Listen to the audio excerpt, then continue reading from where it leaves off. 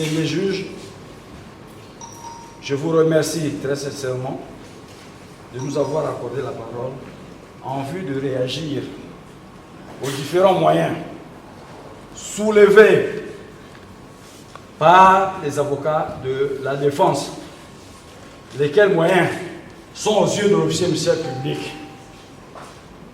infondés et de nature à retarder le cours normal du procès. Et vous allez vous en rendre compte. Et je suis convaincu d'une chose, vous allez recevoir ces moyens, n'est-ce pas, conformément au prescrit l'article 246 du Code judiciaire militaire, mais vous allez les déclarer non fondés. Et je vais le démontrer tout à l'heure. Mon schéma est très simple. Je vais commencer par une introduction, c'est-à-dire relever tous les moyens soulevés par les avocats de la défense. Dans un deuxième point, les développer, c'est-à-dire donner le contenu de ces moyens. Et dans un troisième point, donner la position de l'officier ministère public. Et je vais terminer par une conclusion. Et je vais disposer. Pour les avocats, on a l'habitude de le dire.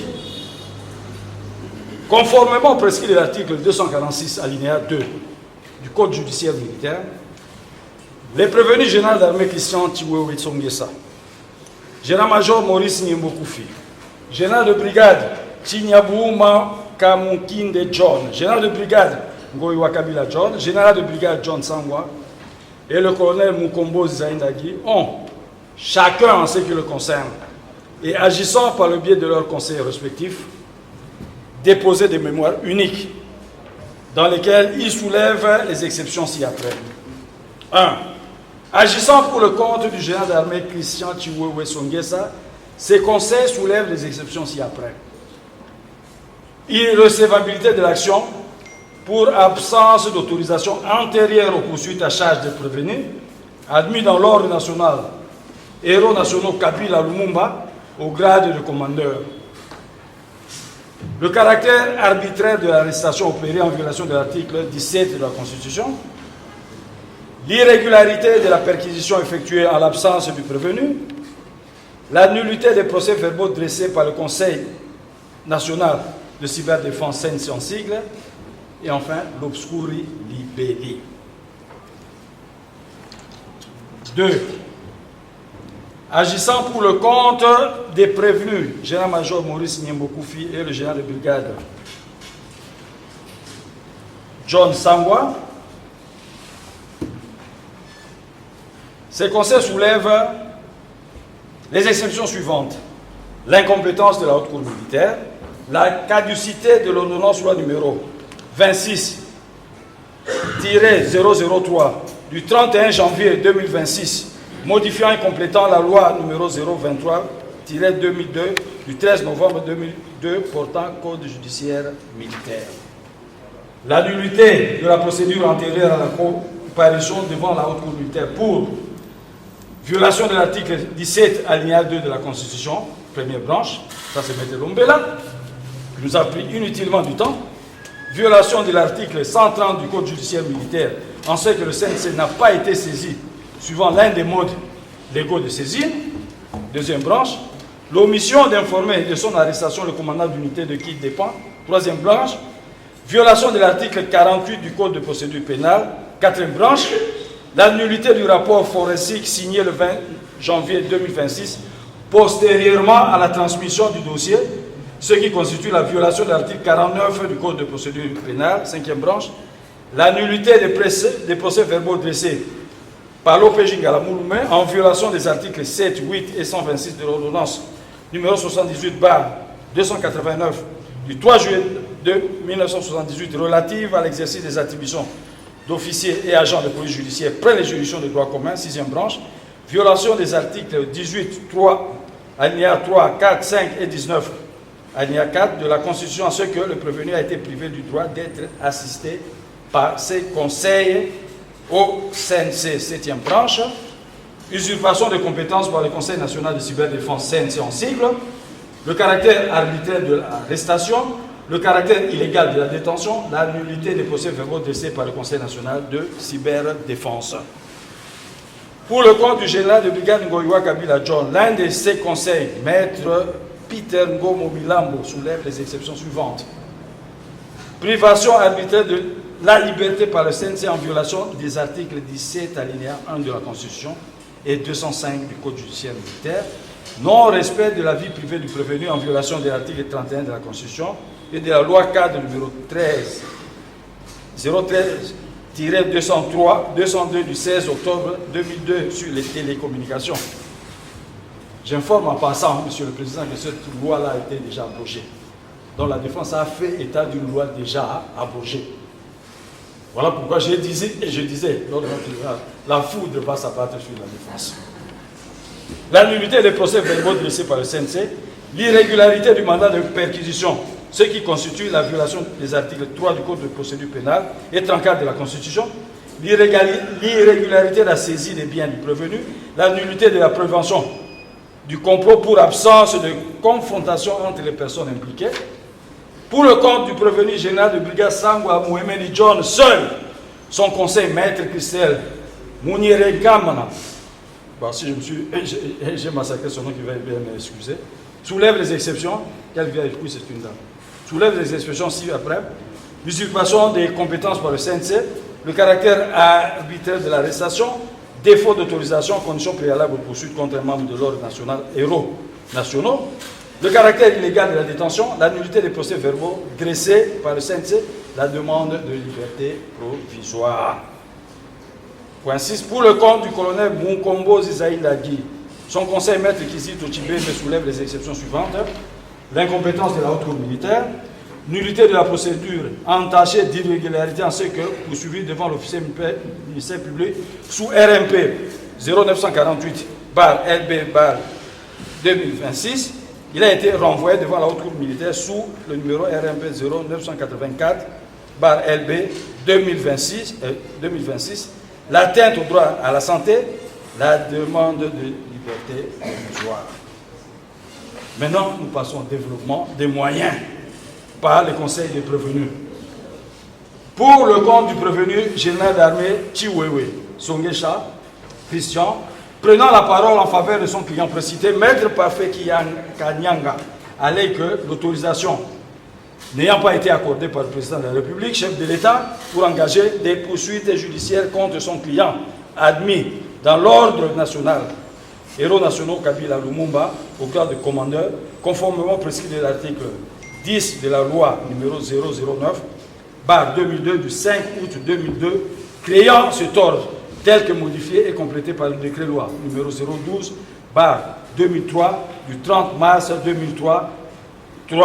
Et l'action mue par le ministère public doit être déclarée irrecevable quand l'autorisation qui venait d'être sollicitée est postérieure aux poursuites.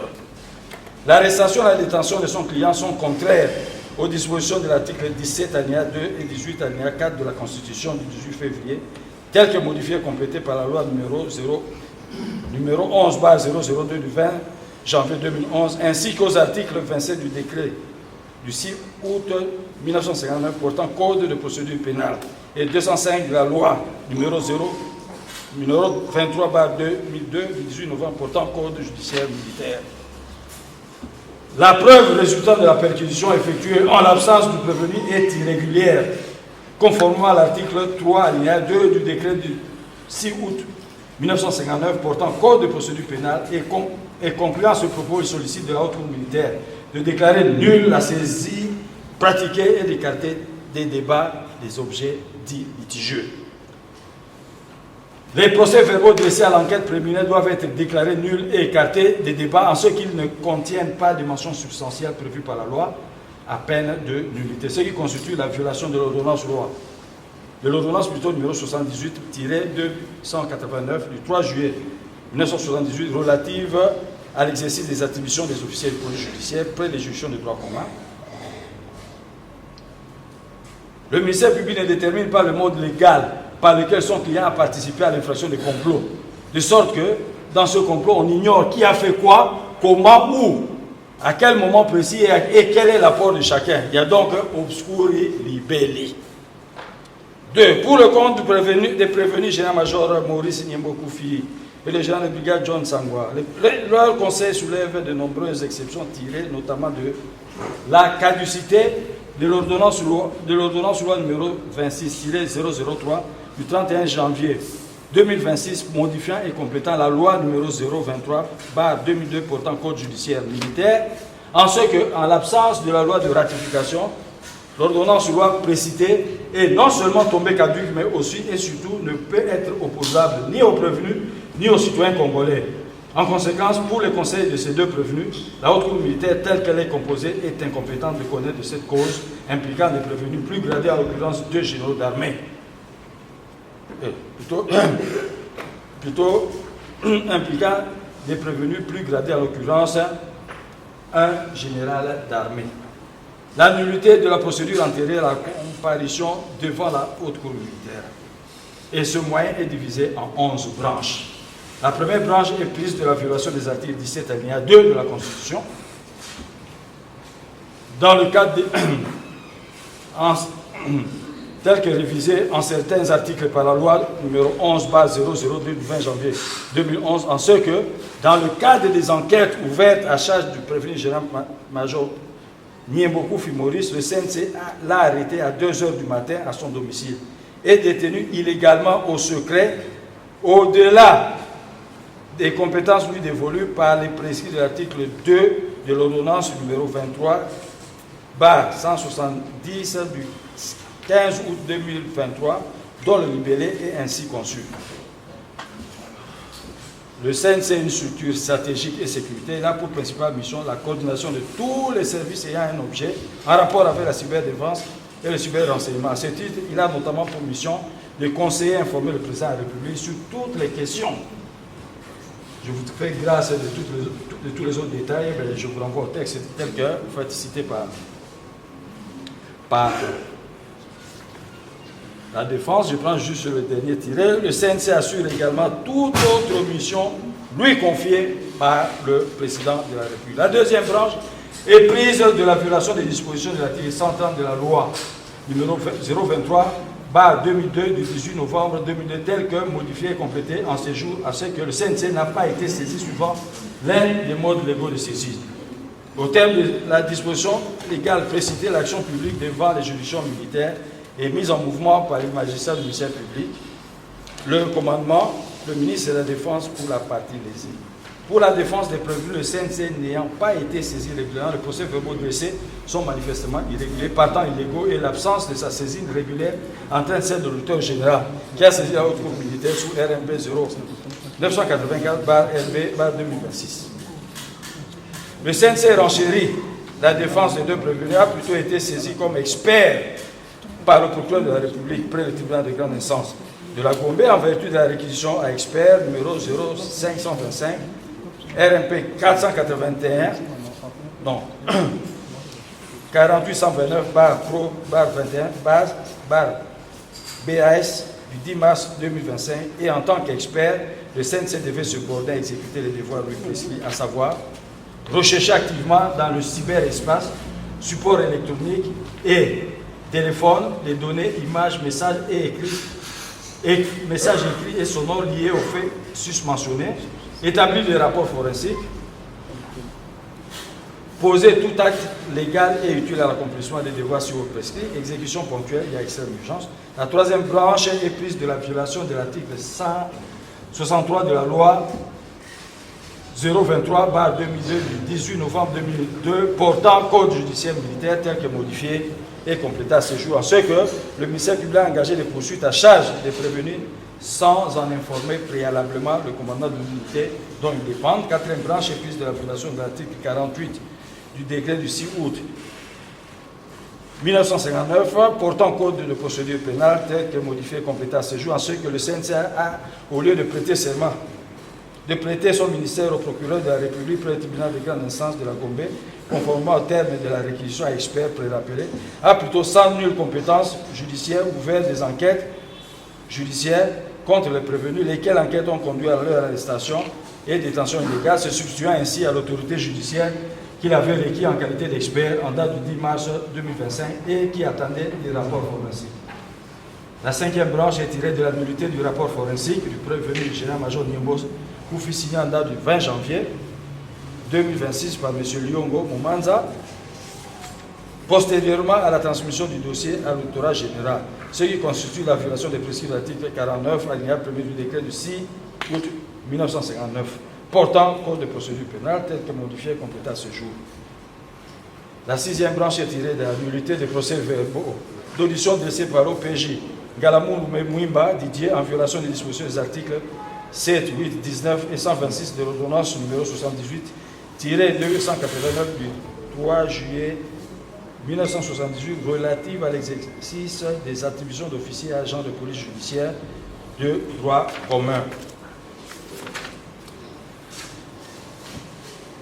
Les dispositions légales invoquées par la défense stipulent ce qui suit l'article 7 dans le ressort de chaque tribunal de grande instance et quelle que soit l'étendue de leurs compétences territoriales, les officiers de police judiciaire ne peuvent exercer effectivement les attributions attachées à leur qualité d'officier de police judiciaire ni se prévaloir de cette qualité qu'après y avoir été personnellement habilité par le procureur de la République du ressort prêté entre ses mains verbalement ou par écrit le serment suivant: je jure fidélité au président de la République, obéissance à la Constitution et aux lois de la République, de remplir fidèlement les fonctions qui me sont confiées et d'en rendre loyalement compte à l'officier du ministère public.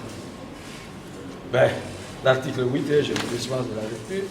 L'article 19, tout procès verbal établi par un officier de police judiciaire non habilité ou n'ayant pas prêté serment ou dont l'habilitation a été suspendue ou retirée et nul le fait. Article 126, les officiers de police judiciaire énoncent leur nom, poste-nom, leur fonction principale ainsi que leur qualité d'officier de police judiciaire.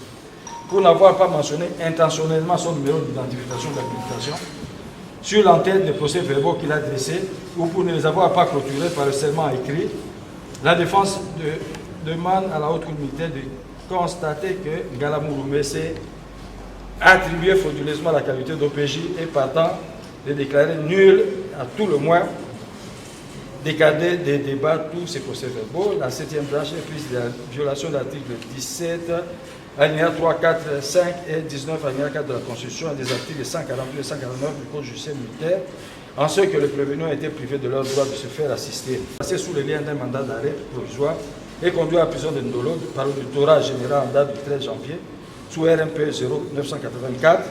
Le prévenu général-major n'a été interrogé qu'en date du 5 février 2026, alors qu'au terme de l'article 195 du Code judiciaire militaire, le magistrat instructeur ne peut décerner un mandat d'arrêt qu'après interrogatoire et pour des faits punissables de 6 mois au moins de servitude pénale.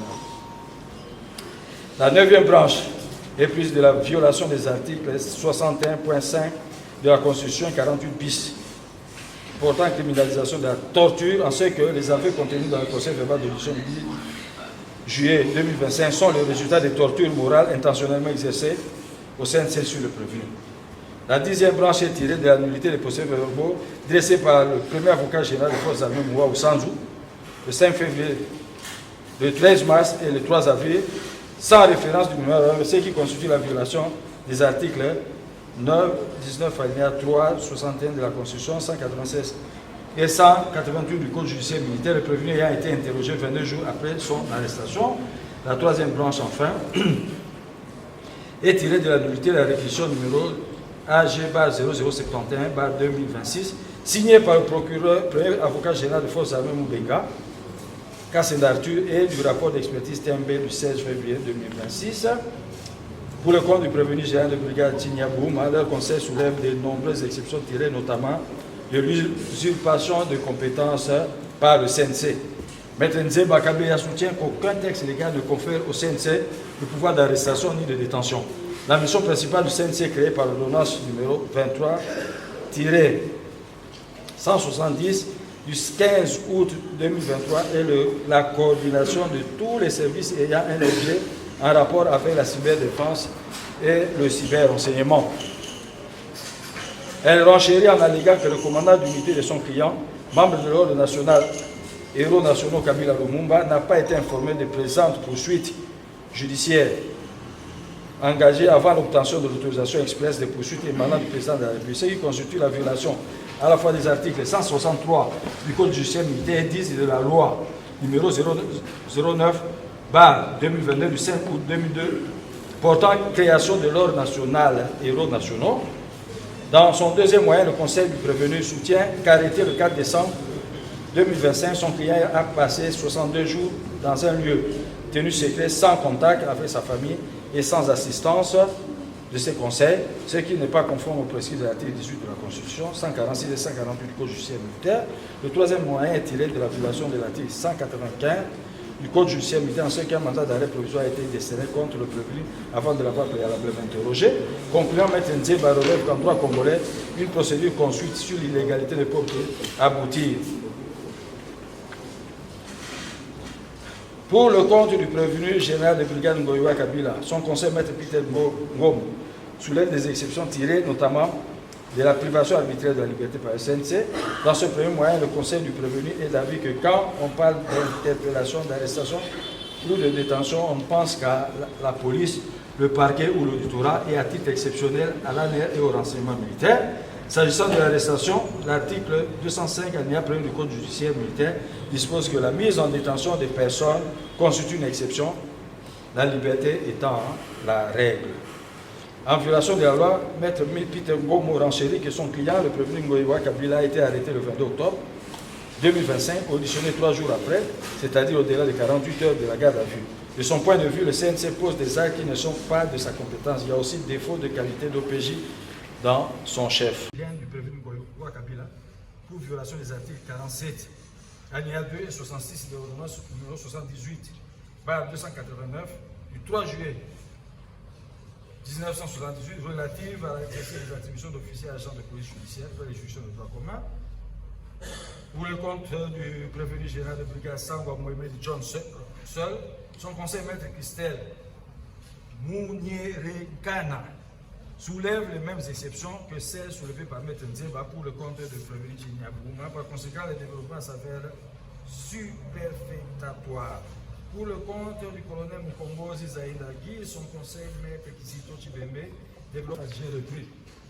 En quelques mots, les différents moyens soulevés par la défense de l'officier militaire va désormais rencontrer.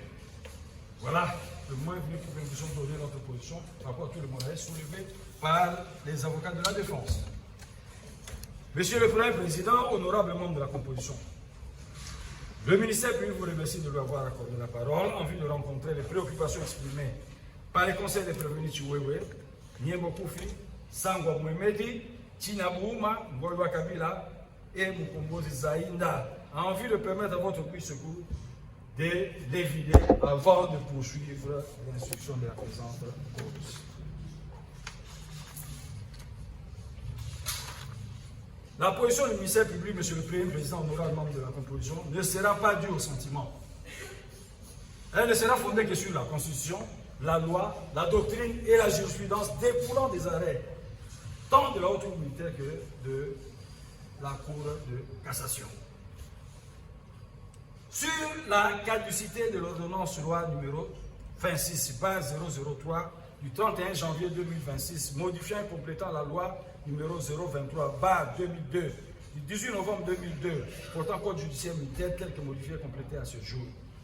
En son article 129, la Constitution du 18 février 2006, telle que modifiée par la loi numéro 11/002 du 20 janvier 2011 portant révision de certains articles de la Constitution de la République démocratique du Congo, dispose que le gouvernement peut, pour l'exécution de son programme d'action, demander à l'Assemblée nationale ou au Sénat l'autorisation de prendre par ordonnance loi pendant un délai limité sur des matières déterminées et des mesures qui sont normalement du domaine de la loi.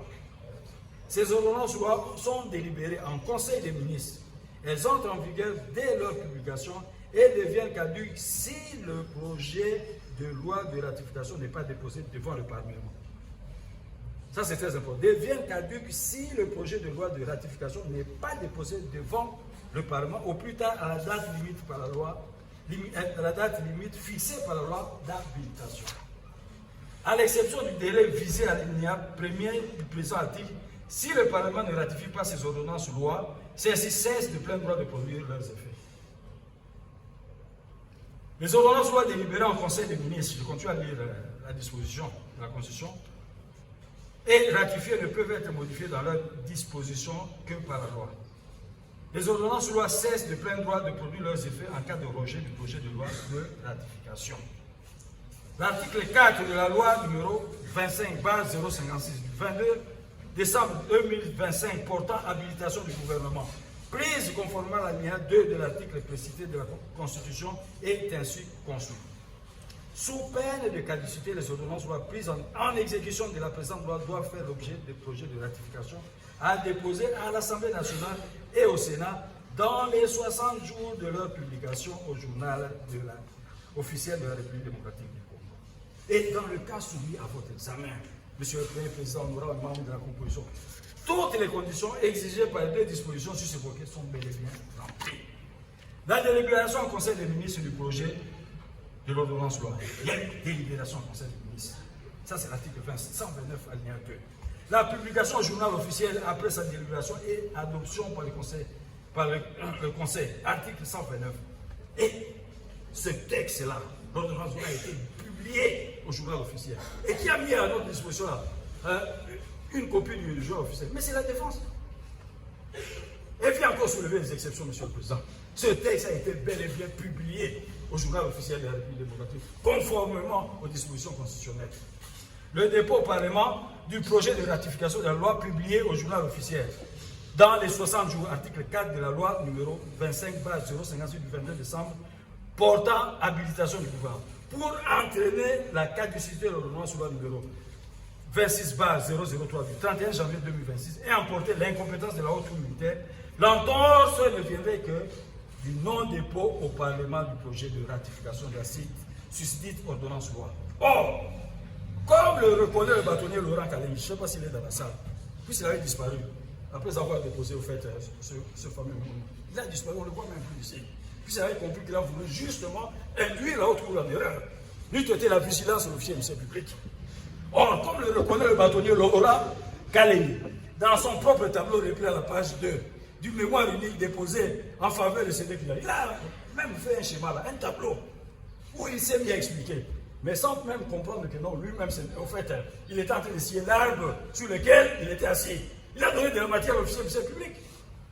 Or, comme le reconnaît le bâtonnier Laurent Kaleng, dans son propre tableau repris à la page 2 du mémoire unique déposé en faveur de ces deux clients, en l'occurrence le premier Niembo, Koufié Sangwa Mohamed, le dépôt au Parlement du projet de ratification de l'ordonnance soit publié au journal officiel l'a été dans le délai de 60 jours, prescrit par la loi numéro 25/056 du 22 décembre 2025 portant habilitation du droit. Le mémoire unique confirme même que le Parlement a déjà ratifié la dite ordonnance du droit.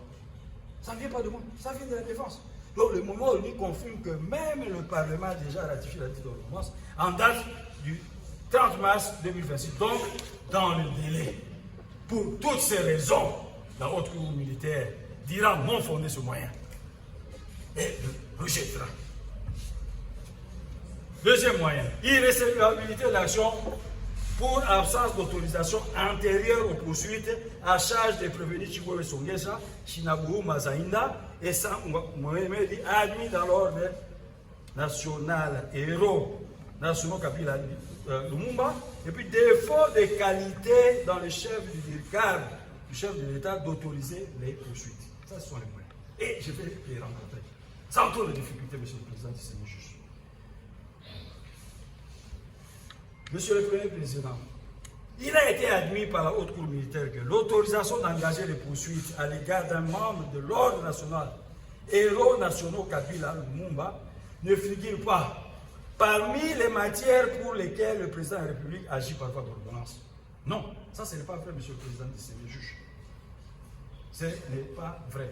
Et un avocat n'a même plus le courage de déclarer devant votre vie surtout du temps de la deuxième République, du temps du maréchal, à chaque fois que vous voulez déférer un militaire devant la justice, il prenait soin d'agir par voie d'ordonnance. Je serais curieux, toi curieux, de voir cette ordonnance-là. Puis c'est la défense qui a soulevé le moins. À celui qui enlève les faits dans démonter l'existence, si la défense peut vous produire une ordonnance signée dans le temps par feu maréchal, à travers laquelle il déférait un dignitaire devant la justice. En toi, je mets la défense au défi de produire cette ordonnance-là. Nous avons la jurisprudence, Monsieur le Président, du Seigneur juge. Dans cette affaire. C'est la jurisprudence voilà, de la haute cour militaire.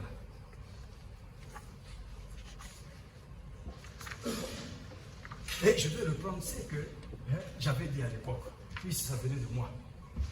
Ce que j'avais dit à la haute cour militaire et donné la réaction de la haute cour militaire.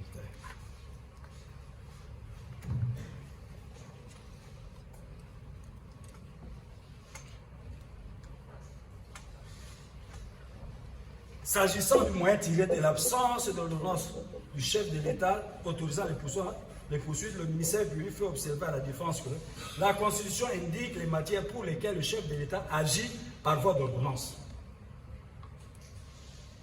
Puis cela, en fait, pour la défense, il y a des défauts de qualité dans le chef du DIRCAP. Ce n'est pas le DIRCAP qui a autorisé, c'est le commandant suprême qui a autorisé. C'est le chef de l'État qui a autorisé. Voilà. Je disais ceci, s'agissant du moyen tiré de l'absence de l'ordonnance du chef de l'État autorisant les poursuites, le ministère lui fait observer à la défense que la Constitution indique les matières pour lesquelles le chef de l'État agit par voie d'ordonnance. Il s'agit notamment des cas de nomination des membres du gouvernement, n'est-ce pas? Des officiers, des mandataires publics, des magistrats et ainsi de suite. Et que pour une bonne compréhension de l'article, l'alinéa 3 de l'article 79 de la Constitution invoquée par la défense, on doit se placer dans son contexte. En effet, l'alinéa 2 de l'article susvisé dit que le président de la République promulgue les lois dans les conditions prévues par la présente loi. Donc, l'alinéa 3 indique la voie par laquelle le président de la République promulgue les dites lois. Qu'au terme de l'alinéa premier du même article, le président de la République convoque et préside le Conseil des ministres. En cas d'empêchement, il délègue ce pouvoir au Premier ministre. La convocation du Conseil des ministres ne se fait pas par voie d'ordonnance, n'est-ce pas? Et qui le fait, Monsieur le Président? C'est pas par voie d'ordonnance. Puisque, pour la défense, le chef de l'État agit toujours par voie d'ordonnance. Et alors, quid alors de la convocation du Conseil des ministres? Oui, de la délégation du pouvoir au Premier ministre. Et ça se fait par voie d'ordonnance. Non, monsieur, c'est une distraction. Ça, c'est vraiment, cette intervention est comparable à quelqu'un qui s'assoit à côté de la chaise. La chaise, il se met à côté. Mais la conséquence, c'est quoi? Mais il va tomber. La défense est en train de tomber, monsieur le président du juge. Je continue. Donc, tous les actes posés par le président de la République ne le sont pas nécessairement par cette voie. Voilà, monsieur le président du juge. C'était notre position à l'époque. Et je vais lire la position de la haute cour militaire en son temps. Voilà. Haute cour militaire. Je disais tout à l'heure que moi, en fait, je vais m'appuyer sur la Constitution de la République, la loi, la jurisprudence, la doctrine, n'est-ce pas? Et tout ce que je suis en train de dire, monsieur le président, c'est vérifiable. C'est vérifiable.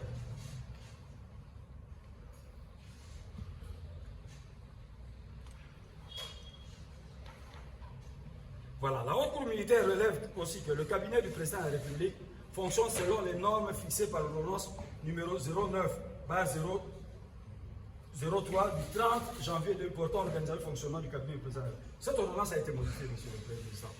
À l'époque, elle était encore au fait d'application. Maintenant, cette ordonnance a été modifiée par l'ordonnance numéro 173 du 14 mars 2025 portant organisation et fonctionnement du cabinet du président de la République en son article 5. Voilà. Je disais, portant organisation et fonctionnement du cabinet du président de la République, laquelle détermine en son article, maintenant c'est l'article 5, c'est plus l'article 2. Donc l'officier c'est l'organe de loi. J'ai vérifié tous ces textes, le texte avait été modifié, mais dans les mêmes termes pratiquement. Les prérogatives du directeur du cabinet du président de la République, étudier toutes les questions qui lui sont soumises par le président de la République. Toutes les questions qui lui sont soumises par le président de la République. Proposer au président de la République toute mesure jugée nécessaire ou opportune pour la bonne marche des affaires de l'État. Étudier, analyser, évaluer toutes questions touchant au domaine politique, juridique, diplomatique, économique, social et culturel de la vie nationale. Faire des propositions au président de la République. Suivre l'activité parlementaire. Suivre l'activité gouvernementale, traiter les courriers du président de la République.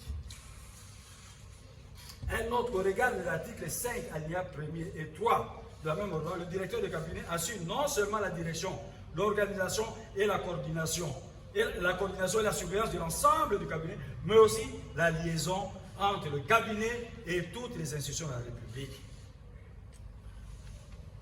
La Haute Cour militaire estime donc que l'article 10 de la loi numéro 5 du 5 août 2002 portant création de l'ordre national, héros nationaux, Kabila, tel que modifié comme à ce jour, n'indique pas d'une part la forme de l'acte par lequel le président de la République ordonne les poursuites, et d'autre part, qu'usant de ses prérogatives légales d'assurer la liaison entre le cabinet et toutes les institutions de la République, le directeur du cabinet du président de la République n'a fait que communiquer au ministère public l'autorisation d'engager les poursuites accordées par le président de la République. Il ne s'est limité qu'à communiquer à l'officier du ministère public l'autorisation d'engager les poursuites accordées par le président de la République.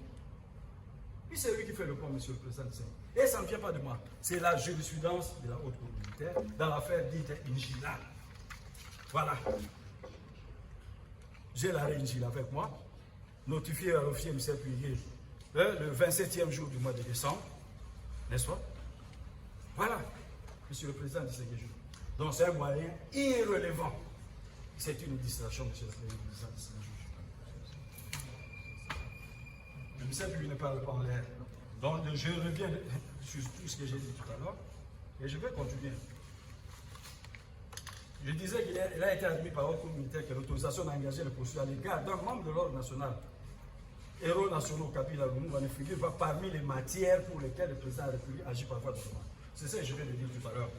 Arrêt Ingila RP 009/2018 du 12 décembre 2018, que la défense puisse noter et souligner au bic rouge, pour qu'elle ne revienne plus avec des distractions comme ça. L'article 10 de la loi numéro 009/2002 du 5 août 2002 portant création de l'ordre national, héros nationaux Kabila Lumumba, tel que modifié et complété par le décret de loi numéro 012/2003 du 30 mars 2000, ne détermine pas la forme de l'acte par lequel l'autorisation des poursuites est accordée par le président de la République. Je viens de le dire tout à l'heure. Monsieur le Président, la défense ne fait que recourir au texte pour faire abroger. Cet article 10 précité a d'ailleurs été abrogé. La défense ignore cela. C'est comme ça que je parlais de la foudre. Cet article a été abrogé. Bon, cet article 10 précité a d'ailleurs été abrogé par la loi.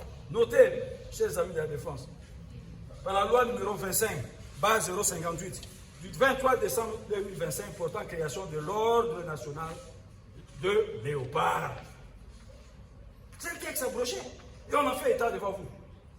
Pour vous égarer, monsieur le Président. Heureusement que l'officier monsieur était vigilant. En effet, l'article 18 de la loi précitée dispose que sont abrogées toutes les dispositions de la loi numéro 009/2002 du 5 août 2002 portant création de l'ordre national, héros nationaux Kabila Lumumba, tel que modifié et complété par le décret loi numéro 012 du 30 mai 2003. Donc c'est une disposition abrogée. Mais en vertu de l'article 2, alinéa 2 de l'article 17 de la loi sus-évoquée, les personnes ayant été admises ou promises du fait de la loi numéro 009 du 2/2002 du 5 août portant création de l'ordre national, héros nationaux Kabila Lumumba, tel que modifié et complété par le décret loi numéro 012 du 30 mai 2003, conserve les grades équivalents prévus dans la présente loi. Comme le cas de Jacques, tu vois, il conserve ces grades-là. Mais la disposition-là a été abrogée. On ne doit même pas en faire état. Il a été relevé par la haute cour militaire dans l'arrêt sus-évoqué que le cabinet, ça j'avais déjà dit, je reviens plus sur ça. Donc, la défense a fait état d'une disposition déjà abrogée. Maintenant, par rapport à l'absence de l'autorisation. Pour la défense, au fait, il y a d'abord l'absence d'autorisation. Et de deux, il y a eu plus tard une autorisation, mais postérieure aux poursuites. ce qui constitue la procédure de la défense une violation de la loi. L'officier de service n'a pas violé la loi, monsieur le président, distingué juge. Je me suis effectivement conformé à la loi en sollicitant justement une autorisation du chef de l'État. Monsieur le président, distingué juge, pour que le chef de l'État vous accorde l'autorisation, il faut poser des actes d'instruction. Il faut expliquer au chef de l'État que voilà, je poursuis tel officier général pour tel fait. Et pour le savoir, qu'est-ce qu'il faut faire? Il faut poser des actes d'instruction. Il faut enquêter. Et pour enquêter, l'officier public n'a pas besoin d'autorisation du chef de l'État. C'est une façon pour lui justement d'apprêter le dossier. Il enquête, il vérifie. C'est alors que il va saisir le chef de l'État pour solliciter l'autorisation. Puis au fait, cette demande-là doit être motivée. Il faut convaincre le chef de l'État. Alors pour le faire, il faut d'abord résumer les faits, déterminer, indiquer les textes de loi violés par le comportement de la personne appréhendée, et puis conclure. C'est au vu de cet élément, le document passe par le DICAP, il soumet le document au chef de l'État. Et lorsque le chef de l'État estime que les moyens soulevés sont fondés, c'est alors qu'il accorde. Donc il faut faire un distinguo entre les actes d'instruction et les actes de poursuite. Pour rafraîchir la mémoire de la défense, je vais également recourir à la jurisprudence. La jurisprudence dans l'affaire, si j'ai bonne mémoire, Général Philémon Yard. Donc cette question ne pouvait même pas être posée, puisque j'avais déjà répondu à l'époque. Et la haute communauté avait pris position à ce sujet. Et je vais le démontrer tout de suite. Je vais prendre l'arrêt. Donc, question. La défense a pris 50 heures. L'officier lui va terminer dans moins d'une heure.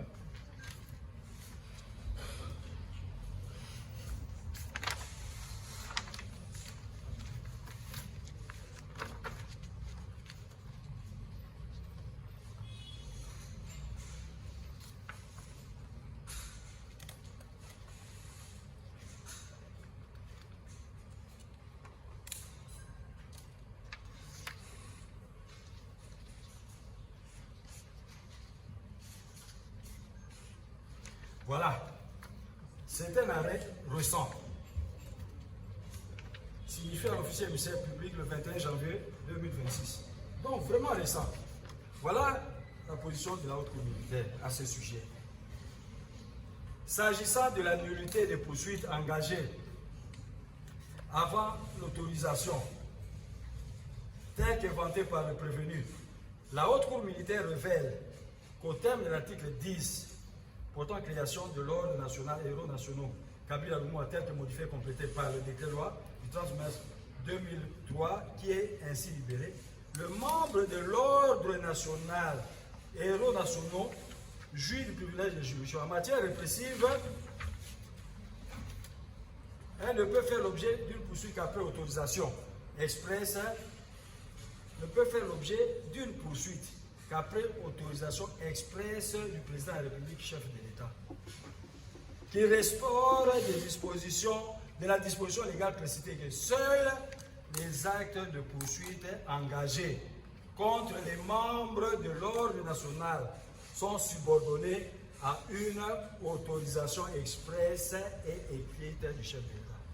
Seuls les actes de poursuite engagés contre les membres de l'ordre national sont subordonnés à une autorisation expresse et écrite du chef de l'État. Donc il faut faire le distinguo, comme je viens de le dire, entre les actes d'instruction, les enquêtes de l'officier public en train de mener et les actes de poursuite. Ça, c'est la position de la haute cour militaire. La haute cour militaire admet que les actes de poursuite sont ceux. Voilà, la haute cour militaire définit les actes de poursuite. Ce n'est pas l'officier public. Sont ceux par lesquels s'exerce l'action publique et le cas échéant, l'action civile résultant de l'infraction ayant pour objet soit de traduire le prévenu en jugement, soit de s'assurer de sa personne. Tandis que les actes d'instruction sont ceux qui ont pour objet de recueillir les éléments, recueillir les preuves de l'existence des infractions et de la culpabilité de l'auteur. recueillons justement les éléments de preuve. Hein? Avant de saisir la haute autorité, en vue d'obtenir l'autorisation. À notre niveau, déjà, nous devons préparer le dossier, recueillir les éléments de preuve, et puis motiver notre requête à transmettre à l'autorité. C'est comme ça, Monsieur le Président. Et l'officier Michel, lui, dans le cas d'espèce, s'est conformé à cette procédure et je vais le démontrer. Ça, c'était la règle. Je reviens au texte.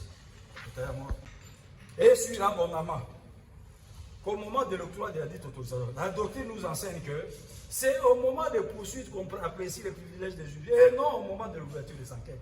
Ça ne vient pas d'officier ministère public. C'est de la doctrine. Voilà ce que dit, c'est la doctrine. Maître Mouzama Bondo Sabine, c'est votre confrère, ça ne vient pas de moi. Vous pouvez l'interroger en aparté, vous dites, mais maître, qu'est-ce que vous avez voulu dire par là? Il va vous donner le plus ample d'informations. N'est-ce pas? Maître Mouzama Bondo Sabine et le magistrat Mouzama Mantassi Paul Joseph. Vous voyez un peu? Même un magistrat s'est prononcé. Mais les deux ont dit ceci, c'est au moment de poursuite qu'on apprécie les privilèges des juridictions et non au moment de l'ouverture des enquêtes. Procédure des poursuites répressives, édition recherche d'une justice juste. Donc, édition de recherche d'une justice juste. Vous comprenez un peu?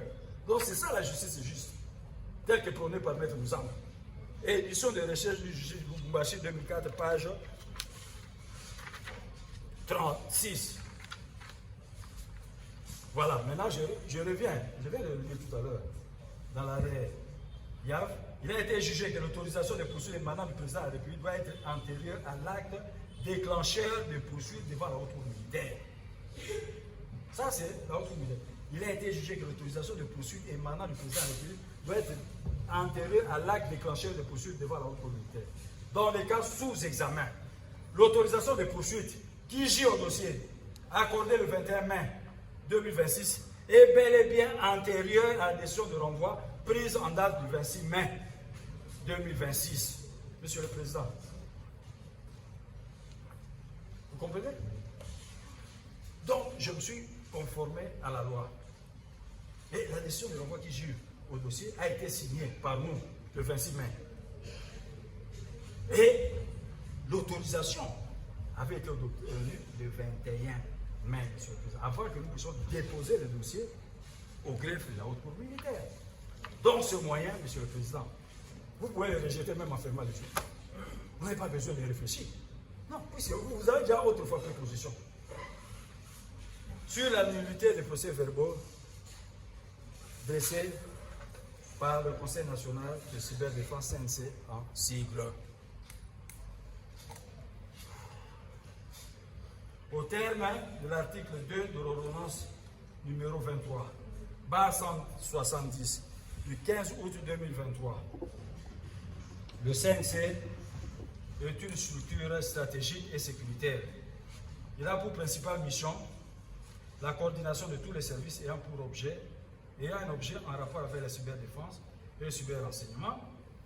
Conseiller Berger Saute, je vais juste me limiter à l'année qui nous concerne. Le CNC assure également toute mission lui confiée par le président de la République. Donc le CNC assure également toute mission lui confiée par le président de la République.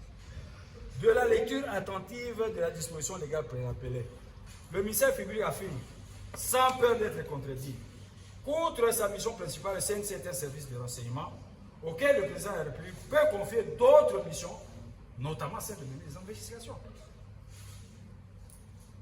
D'autres missions sont plus réelles. Et pour ce faire, sur sa demande, non seulement des magistrats civils et militaires, mais également les inspecteurs judiciaires et les officiers de police judiciaire militaires ont été mis à sa disposition, c'est-à-dire à la disposition du CNC.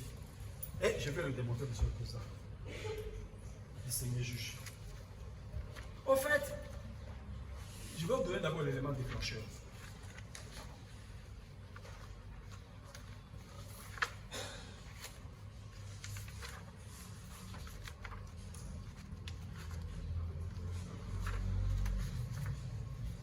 En date du 13 juin, nous avions reçu une correspondance émanant du du coordonnateur du CNC concerne l'objet là.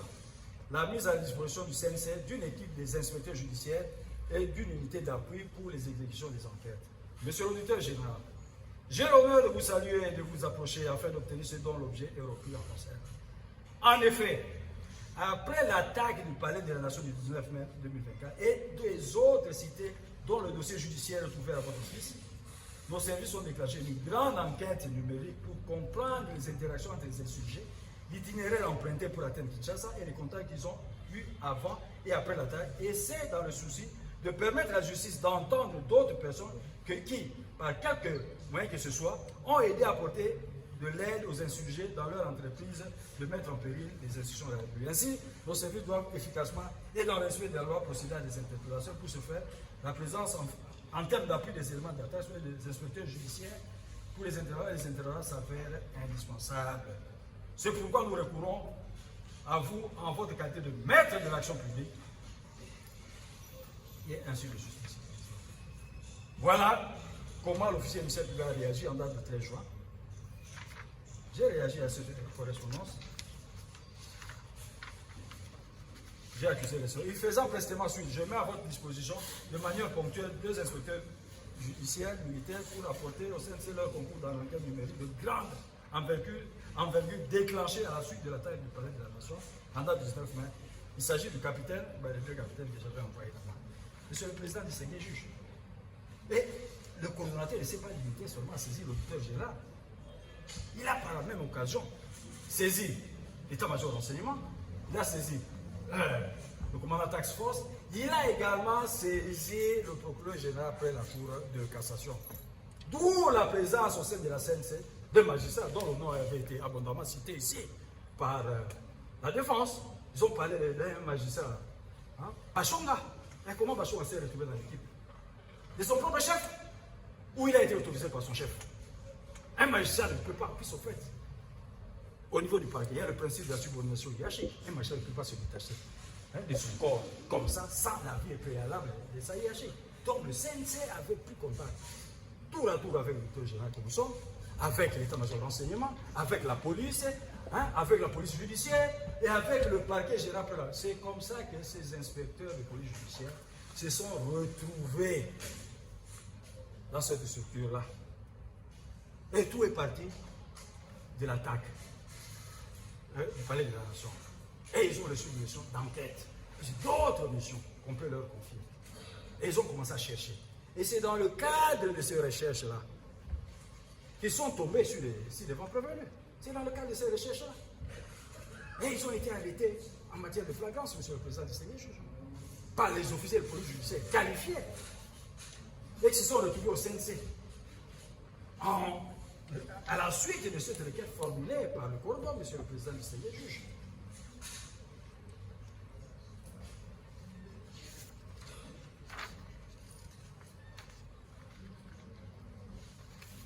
Je disais, en ce qui concerne le doctorat général, faisant suite à la demande du CNC formulée par salaire tel, mis à la disposition du coordonnateur du CNC, les capitaines, 2 capitaines, n'est-ce pas?